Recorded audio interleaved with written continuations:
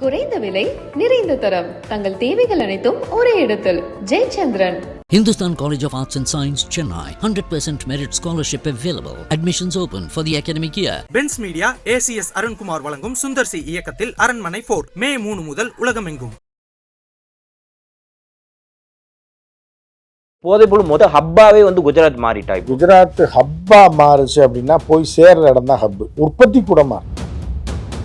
தெருச்சண்டைக்கு ஒருத்தர் வரான்னு வைங்க ரோட்டில். அந்த வகையில் பார்த்தீங்கன்னா தமிழ்நாட்டை அவன் குறை சொல்லும்போது குஜராத்தில் எவ்வளோ கேவலமாக இருக்குன்றதை பற்றி பேசலாம். ஒரு அரசாங்கமாக, ஒரு மத்திய அரசாக இந்த நாட்டின் மேல் அக்கறை கொண்டு இந்த நாட்டில் போதைப் பொருள் அது எந்த மாநிலமாக இருந்தாலும் வழங்கக்கூடாது அப்படின்னு நினைக்கக்கூடிய ஒரு பிரதமரோ மத்திய அமைச்சரோ இந்த மாதிரி பொறுப்பற்ற முறையில் பேச மாட்டாங்க. ராஜா சொல்லியிருக்காப்புல நேற்று ஏதோ பேட்டியில் ஆனாங்கன்னியா லூஸ் மாதிரி வளரிட்டு இருக்காப்புல. குஜராத்லேருந்து எது கஞ்சா அது வருது இது வருது என்னென்னமோ சொல்கிறாங்க. இவங்களுக்கு அரசியல் ஞானமும் கிடையாது. கண்மூடித்தனமாக நீங்கள் தமிழ்நாட்டை குற்றம் சாட்டணும்.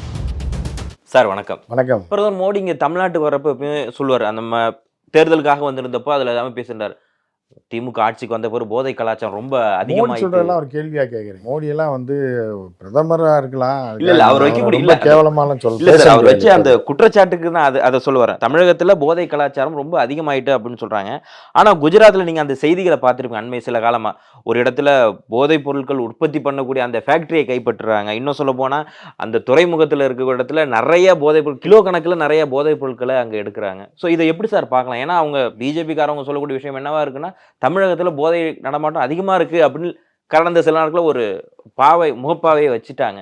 ஸோ இதை எப்படி பார்க்கலாம்? குஜராத்தில் எப்படி வருது அந்த போதை? இதை ரெண்டு விதமாக பார்க்கலாம். ஒன்று என்னன்னா, பிஜேபிக்காரங்க தமிழ்நாட்டை குறை சொல்வதற்குல சொன்னான்னா அவனே அதே மண்டையை உடைச்சி விட்ட வேண்டியதான்.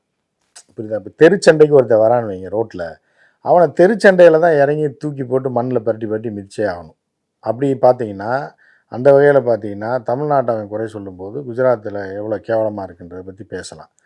இல்லை ஒரு அரசாங்கமாக, ஒரு மத்திய அரசாக இந்த நாட்டின் மேல் அக்கறை கொண்டு இந்த நாட்டில் போதைப் பொருள் அது எந்த மாநிலமாக இருந்தாலும் புழங்கக்கூடாது அப்படின்னு நினைக்கக்கூடிய ஒரு பிரதமரோ ஒரு மத்திய அமைச்சரோ இந்த மாதிரி பொறுப்பற்ற முறையில் பேச மாட்டாங்க. அப்படி இருந்தால் கூட முதலமைச்சர்கிட்ட சொல்லி அது என்னென்ன ஐபி ரிப்போர்ட் வந்திருக்கு, இது வந்திருக்கு, ராலேருந்து சொல்கிறாங்க, இதுலேருந்து சொல்கிறாங்க, உலகம் வந்திருக்கு, அலர்ட் பண்ணி வெளியவே தெரியாமல் அவனை தூக்குங்கன்னு சொல்கிறது தான் ஒரு தேசத்தை காப்பாற்றுவதற்கான ஒரு தலைவருடைய மரியாதை. அதை விட்டுட்டு உன் ஊரில் பார்த்தியா அப்படின்னு சொல்லி பொய்யான குற்றச்சாட்டை சொல்லும்போது இப்போ நம்மளும் அவன் தரையில் போட்டு மிதிக்க வேண்டியதான். அப்படிங்கும்போது குஜராத்தில் என்ன அப்படின்னு பார்த்தீங்க அப்படின்னா, பாகிஸ்தான் பார்டர் குஜராத். பாகிஸ்தான் பார்டரு இதில் என்ன அப்படின்னா, குஜராத் போலீஸ் இன்றைக்கி வேணால் ஓரளவுக்கு பரவாயில்லாமல் இருக்கலாம். அது ரொம்ப டுபாகூர் போலீஸ் அது, ரைட்டாக பெருசாக அவங்ககிட்ட எதுவுமே இது இல்லாத ஒரு இது. ரெண்டாவது ஆப்கானிஸ்தான் தான் என்னென்னா போதையோட தலைநகரம்னு சொல்லலாம், உற்பத்தியோட தலைநகரம். அது ரா மெட்டீரியல்ஸ் ஃபுல்லாக அங்கே விளையும். அது இப்போ தாலிபான்ஸ் இருக்கும்போதும் சரி, யார் இப்போயும் அந்த ஆட்சி இருந்தால் கூட அவங்க பயன்படுத்த மாட்டாங்க. அதான் அவங்களோட இது என்னென்னா, அவங்க மத ரீதியாகவும் சரி போதைப் பொருட்களை பயன்படுத்த மாட்டாங்க. ஆனால் அந்த ஏழை விவசாயிகள் அதை விற்பான். அதை என்னென்னா அதை ஒரு பூவாக ஒரு செடியாக ரெடி பண்ணி அதை பாகிஸ்தான்காரன்ட்ட தள்ளி விட்டுருவாங்க. பாகிஸ்தான்காரன் என்ன பண்ணுவான்னா, அங்கே உள்ள ஆட்கள் அதை வாங்கிட்டு அதை ஒரு ஆஃப் கண்டிஷனுக்கு கொண்டு அங்கேருந்து கடத்தி அவனுக்கு பக்கத்தில் இருக்கக்கூடியது பஞ்சாப், ரைட்டா? பை இதுலேயே வந்துடலாம், தரைமார்க்கமாகவே ரோடெல்லாம் இல்லைன்னா கூட ஊடுருவ முடியும். ஸோ அப்படி இருக்கனால ஒன்று பஞ்சாப்பு, இன்னொரு பக்கம் என்னன்னு பார்த்தீங்க அப்படின்னா குஜராத். கடல் மார்க்கமாக நெருங்கலான்னா குஜராத் மகாராஷ்டிரா ரெண்டுக்கும் வர முடியும். ஸோ வரும்போது இப்போ மகாராஷ்டிராவில் எல்லாமே டைட்டு, போலீஸ் எல்லாம் டைட்டாக இருக்கும்போது என்னன்னா அங்கே வரமாட்டான். ஏன்னா மகாராஷ்டிராவில் ஏற்கனவே தீவிரவாத தாக்குதல் நடந்திருக்கு. அங்கே போலீஸ் கொஞ்சம் வலுவாக இருக்கும். ரெண்டாவது இந்தியாவோட 2வது தலைநகர்னால ரொம்ப வாட்சபுளாக இருக்கக்கூடியது. அதனால் நேராக என்ன பண்ணுவாங்கன்னா குஜராத்துக்கு வந்துடுவாங்க. குஜராத்தில் அங்கே ஈஸி அவங்களுக்கு. அங்கே டிரான்ஸ்போர்ட் பண்ணி அங்கேருந்து லேண்ட் வழியாக நாட்டின் பல்வேறு பகுதிகளுக்கு போகிறது. இது எல்லாருக்கும் தெரிஞ்சு நடக்குது. அதுவும் அதானி போர்ட் வந்ததுக்கப்புறம் ஆயிரக்கணக்கான கோடிகளில் பிடிச்சிருக்காங்க. இப்போ ஒரு 3 நாளைக்கு முன்னாடி கூட கிட்டத்தட்ட 4500 கோடி ரூபா ஒர்த்துள்ள இன்டர்நேஷ்னல் மார்க்கெட்டில் கிட்டத்தட்ட போதைப் பொருள் பிடிச்சிருக்காங்க. சரி, இது கூட இவங்க சொல்லுவாங்க பிஜேபிக்காரன் டிரான்சிட், அது அங்கேருந்து கடத்திட்டு இந்த எச் ராஜா போன்ற மிகப்பெரிய அறிவுஜீவிகள்லாம் இருக்காங்க நம்ம ஊரில். இவங்கெல்லாம் இப்போ எங்கே படித்தாங்கன்னே தெரில. அது பிகினிங் டிரான்சிட்டாக குஜராத்தில் உற்பத்தி ஆகலையா, அது இதில் வந்து பாகிஸ்தான்லேருந்து குஜராத் வழியாக வந்து எங்கே வருதுன்னா தமிழ்நாட்டுக்கு வருதான். ஆமாம், அதான் அவங்க தமிழ்நாடு தான் பாயிண்ட் ஆகுது. அங்கேருந்து பாகிஸ்தானுக்கும் இவங்க என்ன சொல்ல வராங்கன்னா, பாகிஸ்தானுக்கும் தமிழ்நாட்டுக்கும் தொடர்பு இருக்குது, பாகிஸ்தான் தீவிரவாதிகளுக்கும் போதை கடத்தல்காரனுக்கும் தமிழ்நாட்டுக்காரனுக்கும் தொடர்பு இருக்குது. அது வருது. வர்ற வழியில் எங்கள் போலீஸ் நல்ல போலீஸ், திறமையான போலீஸ்னால குஜராத்தில் பிடிச்சிட்டாங்க. குஜராத்தில் பிடிக்கப்பட்டது 100ல் 2 தான். 100ல் 2, அதே இவ்வளவு. சரி, அப்படி பார்த்தா கூட என்ன பண்ணியிருக்காங்கன்னா, இப்போ ஒரு இண்டஸ்ட்ரி ஒன்று பிடிச்சிருக்காங்க. இது குஜராத்தில் 4 கம்பெனி வச்சு ஸ்பெஷல் ஃபோர்ஸ் போடுற அளவுக்கு போய், ஏன்னா அதுக்கு ஒரு ஃபோர்ஸை உருவாக்கி அவங்க தேடலில் 3 கம்பெனி கண்டுபிடிச்சிருக்காங்க, உற்பத்தி செய்கிற நிறுவனம். அப்போ எங்கே போதைப் பொருளோடைய தலைநகரமாக எது இருக்குது அப்படின்னா குஜராத் தான் இருக்குது. காந்தி இப்போ இவங்க காமெடி என்னென்னா, காந்தி பிறந்ததுனால இப்போ அங்கே வந்து குஜராத்தில் பார்த்தீங்க அப்படின்னா லிக்கர் வந்து தடை செய்யப்பட்டது. ஸ்டார் ஹோட்டலில் மட்டும் இருக்குது, அது ஃபாரினர்ஸ்க்கு மட்டும் கொடுப்பாங்க. ஃபாரினர்னு பாஸ்போர்ட்டை காமிச்சா தான் கொடுப்பாங்க. ஸோ அந்த மாதிரி பயங்கர டைட்டு. ஆனால் சாராயம் ஓடும், கள்ளச்சாராயம். இங்கே காந்தி நகரில் போனாலும் சரி, எங்கே போனாலும் சரி, கள்ளச்சாராயம் காந்தி ஆனால் அங்கே வந்து காந்தி பிறந்த மண் சைவம். இங்கே வந்து ஆடை வெட்ட இது ஒரு கேபிட்டல்லேருந்து ஒரு குறிப்பிட்ட ஒரு 8 கிலோமீட்டர் 15 கிலோமீட்டர் வரைக்கும் கறிக்கடையே இருக்காது. ஆமாம், மது இங்கே கிடையாது, அரசு சார்பாக மது கிடையாது அப்படிங்கிற பேர்லாம் எல்லாம் இருக்குது. ஆனால் அங்கே கிடைக்கிற மாதிரி டேஸ்டான ஆட்டுக்கறி மாட்டுக்கறி எங்கேயும் கிடைக்காது. புரியுது உங்களுக்கு? அதே மது விற்பனை அதே மாதிரி தான். கள்ளச்சாராயம் ஓடும். நீங்கள் இப்போ பழைய இதை எடுத்து பாருங்கள், இப்போ டாட்டாஸ் எடுத்து பார்த்தீங்கன்னா தெரியும், கள்ளச்சாராயத்தில் எத்தனை பேர் ஒரு 2 வருஷம் 3 வருஷத்துக்கு கூட மொத்தமாக செத்து போயிருக்காங்க கள்ளச்சாராயம் குடிச்சு. அதிக இழப்பு குஜராத் இருக்குது. அது போக இந்த போதை பவுடர்களை உற்பத்தி செய்கிறதுலேயும் குஜராத் இப்போ, ஏன்னா பாகிஸ்தான் பார்டர்னால இதெல்லாம் வச்சுக்கிட்டு சரி இது இருந்துட்டு, அப்போ வந்து இவங்க என்ன சொல்கிறாங்கன்னா, அப்போ அதாவது ஹெச்ராஜா போன்றவர்கள்லாம் சொல்கிறாங்க அங்கேருந்து டிரான்சிட்டு, ஆனால் எங்கள் ஆள் பிடிச்சிட்றாங்கன்னு. அப்போ உங்கள் நாடு வீக்காக இருக்குன்னு அர்த்தமா? நம்ம நாடு இந்தியா வந்து வீக்காக இருக்கா? ஒருத்தன் வந்து ஊடுருவி இப்போ இது வரைக்கும் குஜராத்துக்குள்ளே வரைக்கும் வந்து போர்ட் வரைக்கும் கொண்டு வரான்னா, அதே வெடிமருந்தாக இருந்தால் என்ன பண்ணுவ நீ? ஆர்டிஎக்ஸை கொண்டு வந்துடுறாயா? போர்ட்லேயே வெடிக்க வச்சிடறா, என்ன பண்ணுவீங்க? அப்போ உங்கள் அரசாங்கம் வீக்கான அரசாங்கம்னு சொல்கிறீங்களா? அதை நீங்களே ஒத்துக்கிறீங்க அப்படின்னு தான் அர்த்தம். ஏன்னா நேஷ்னல் நீங்கள் வந்து மத்திய அரசு வந்து வீக்காக இருக்குன்றத இவங்க வாயினாலே ஒத்துக்கிறாங்க. இப்போ இது எப்படி சார் எடுத்துக்கலாம்? ஏன்னா கிட்டத்தட்ட இது, ஏன்னா அங்கே அம்பானியோட போர்ட்டுமே இருக்குது, அவரோட அதானியோட போர்ட் இருக்குது அப்படின்னு சொல்கிறப்போ அவங்க சொல்லுவாங்க இல்லையா, நாங்கள் அதானி நம்ம இங்கே விமர்சனம் வைக்கிறப்போ இவங்க எல்லாமே அதானியோட கையில் தான் இருக்குன்னு சொல்கிறப்போ, இல்லை குஜராத் துறைமுகம் சிறந்து விளங்குகிறது அப்படிங்கிறத இவ்வளோ ரொம்ப சிறப்பான ஒன்று அப்படின்னு அவங்க சொல்கிற இடத்துல தான் போதைப் பொருட்கள் ரொம்ப அதிகமானதாக இருக்குது. இது எப்படி இவங்களுக்கு பின்னாடி இதுக்கு அதானி போர்ட்டோட இதுவும் பின்னாடி இருக்கும்னு நினைக்கிறீங்களா? இல்லை, அதான் ப்ரைவேட்டு. நீங்கள் எதை ப்ரைவேட்டில் கொடுக்கணும், எதை ப்ரைவேட்டில் கொடுக்கக்கூடாதுன்றது தான் உலக லெவலில் இருக்கக்கூடிய ஒரு முக்கியமான விஷயம். நீங்கள் வந்து இப்போ ஏர்போர்ட்லாம் ஒரு முக்கியமான, நீங்கள் வந்து ஒரு பாஸ்போர்ட் இல்லாமல் எந்த நாட்டுக்குமே நீங்கள் போயிடவே முடியாது. சப்போஸ் நீங்கள் கள்ளத்தோணியில் ஸ்ரீலங்கா போகிறீங்கன்னா திரும்பி நீங்கள் வரவே முடியாது. உங்கள் பாஸ்போர்ட் வச்சுருக்கீங்க, என்ட்ரி எக்ஸிட்டு இமிக்ரேஷனில் சீல் குத்தாமல் நீங்கள் கள்ளத்தோணியில் ஸ்ரீலங்கா போயிடுறீங்க, திருப்பி எப்படி வருவீங்க? நீங்கள் ஏர்போர்ட்டில் போனால் அவங்கள பிடிச்சிரும், எங்கடா என்ட்ரி ஜாப்பா காணான்னு, என்ட்ரி சீலை காணான்னு, எப்படி வந்த நீ பிடிச்சிருவான்ல. நீங்கள் அங்கே போய் திரும்பி வர முடியும், திருப்பியும் கள்ளத்தோணியில் ஏறி தான் நீங்கள் வந்தாகணும். அப்போ இது உலகம் பூரா உள்ளது. ஒரு நாட்டிலேருந்து ஒருத்தர் பாஸ்போர்ட் இல்லாமல் இன்னொரு நாட்டுக்கு போயிடவே முடியாது. அப்படி போயிட்டான்னா திருப்பி இந்த நாட்டுக்கு அவன் திரும்பவே முடியாது. பாஸ்போர்ட் தொலைஞ்சிருச்சு அப்படின்னு சொன்னால் கூட உங்கள் எக்ஸிட்டோ என்ட்ரியோ அதில் இருக்காது. எந்த ஃப்ளைட்டில் வந்த, எந்த டிக்கெட்டில் வந்தேன்னு கேட்பான்ல, அப்போ இருக்காது. அப்போ அந்த நாட்டிலேருந்து அவன் திரும்ப முடியாது. ஸோ அப்படி இருக்கும்போது நீங்கள் வந்து ஒரு போர்ட்டு, ஏர்போர்ட் போன்றவற்றை நீங்கள் ப்ரைவேட் ஆளுக்கு கொடுத்துட்டு ப்ரைவேட் செக்யூரிட்டி ஃபோர்ஸை யூஸ் பண்ணீங்க அப்படின்னா இதெல்லாம் வந்து நடக்கிறது தவிர்க்க முடியாததாயிடும். இது ஏன்னா அவங்க திரும்ப சொல்கிறது என்ன, ஏன்னா இதில் வந்து பாகிஸ்தான் வழியாகத்தான் வருது அப்படிங்கிறத சொல்கிறப்போ அதையும் அவங்கள இன்னும் ட்ரேஸ் அவுட் பண்ணி இது பண்ண முடியாது. அவங்களோட பழிகள் எல்லாமே மொத்தமாக தமிழ்நாடு மேலே தான் இருக்குது, அது அவங்க வழக்கமாக சொல்லிகிட்டு இருக்காங்க. அப்படிங்கிறப்போ அவங்கள, ஏன்னா நம்ம இடையில பார்த்துருப்போம் ஷாருக் கான் அவருடைய மகன் அந்த போதைப் பொருட்கள் அது வந்து சிக்கன ஒரு பொய் வழக்குன்றது காலம் போனதுக்கு அப்புறம் தான் கிடைச்சு. ஆமாம். ஸோ இது மாதிரி எல்லாமே தொடர்ந்து ஆகிட்டு இருக்கப்போ இது அப்போ வந்து போதைப் பொருள் மொத்த ஹப்பாவே வந்து குஜராத் மாறிட்டா இப்போ? இல்லை, குஜராத் ஹப்பாக மாறுச்சு அப்படின்னா போய் சேர்ற இடம் தான் ஹப்பு. சரியா? உற்பத்தி கூடமாக இருக்கு. Okay, entry. ஆமாம், ப்ரொடக்ஷன் அங்கே தான் வந்து என்ட்ரி எல்லாமே அங்கேருந்து தான் வருது. அங்கே தான் பெரிய அளவில் பணம் போகுது அப்படின்றது. இதை பிடிச்சதை வச்சு தான் நம்ம சொல்கிறோமே தவிர, அதுக்கான டேட்டா வச்சு தான் சொல்கிறோமே தவிர, நம்மளாம் ஒரு மாநிலத்தை, ஒரு மாநில அரசை, மாநில போலீஸை குற்றம் சாட்ட முடியாது.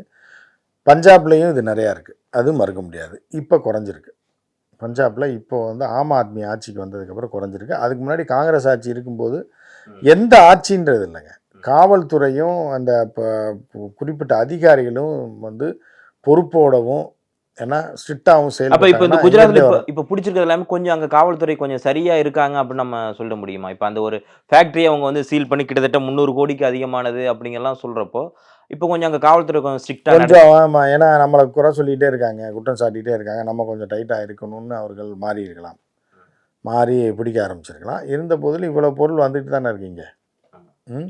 ஏன்னா ஹெச் ராஜா சொல்லியிருக்காப்புல நேற்று ஏதோ பேட்டியில் ஏதோ மானாங்கன்னியா லூஸ் மாதிரி உளறிட்டு இருக்காப்புல.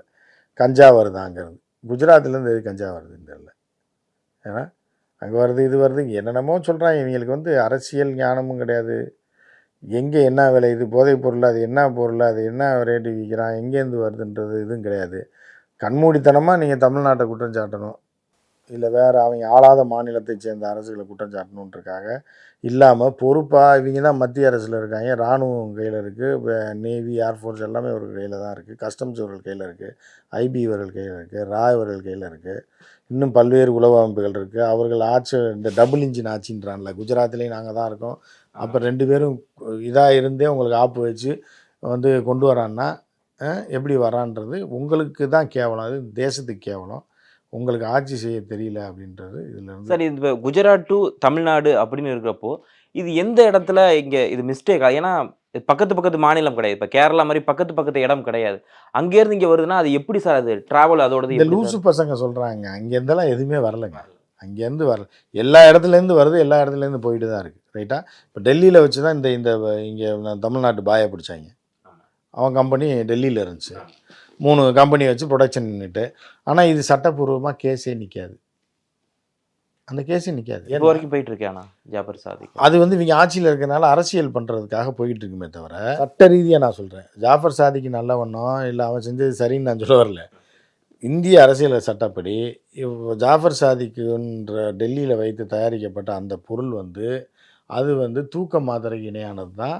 அது வந்து என்னென்னா தடை செய்யப்பட்ட பொருள் கிடையாது. அதிகமாக விற்பனை செய்வதற்கு தடை செய்யப்பட்ட பொருள். விற்பனை செய்வதற்கே தடை செய்யப்பட்ட பொருளோ வெளிப்புழக்கத்திற்கு தடை செய்யப்பட்ட மருந்தோ கிடையாது. அது மருந்தோட பேஸ் அது. சரியா? அது ஒரு வகை ஒரு தூக்க மருந்து, மெடிக்கலுக்கு யூஸ் பண்ணக்கூடிய ஒரு மருந்தோட பேஸ் அது. பட் இவ்வளோதான் விற்பனை செய்யணும் இருக்கு. அதை ஈஸியாக கோர்ட்டில் போய் இவர்கள் சரியாக மத்திய அரசு ஹேண்டில் பண்ணலைன்னா எளிதாக இந்த வழக்கை உடைத்து விட்டு அவர்கள் வெளியே வந்துடுவாங்க வாய்ப்பு இருக்குது. கரெக்டாக இதில் வந்து ஹேண்டில் பண்ணால் ஜாபர் சாதிக் விடுதலை ஆகிறதுக்கான கூட வாய்ப்புகள் இருக்குது. இவங்க பண்ணா ஜாஃபர் சாதிக் உடைய வழக்கறிஞர்கள் எப்படி அவர்களை இந்த நாட்டோடைய வழக்கறிஞர்கள் என்ன பண்ணுறாங்கன்றதை பொறுத்து தான் அதை முடிவு செய்ய முடியும். ஏன்னா இது வந்து போதைப் பொருள்னு நம்ம பேசலாம், 1000 பேசலாம். இப்போ நீங்கள் நீதிமன்றத்தை பொறுத்தளவுக்கு எப்படின்னு பார்த்தீங்கன்னா, இப்போ கண் முன்னாடி நீங்கள் ஒரு கொலையை உங்கள் ஆஃபீஸ் வாசல்லையே ஒருத்தன் உருட்டைக்கட்டை எடுத்து ஒருத்தனை மண்டையில் உடஞ்சி பொழந்துருவான், செத்து போயிடுவாங்க. ஆனால் உங்களுக்கு நீங்கள் பார்க்குறீங்க, கேமராமேன் எல்லாம் டீ சாப்பிட போகிறீங்க, பார்த்துறீங்க அந்த கொலையை. பார்த்துட்டு நீங்கள் என்ன பண்ணுவீங்க? உடனே போலீஸில் போய் சொல்லுவீங்களா? உடனே போலீஸ் எங்கே வந்துடும், நீங்கள் பாட்டுக்கு நைஸாக எதுக்கு நமக்கு சிக்கல்னு டீ சாப்பிட்டு நீங்கள் போயிடுவீங்க.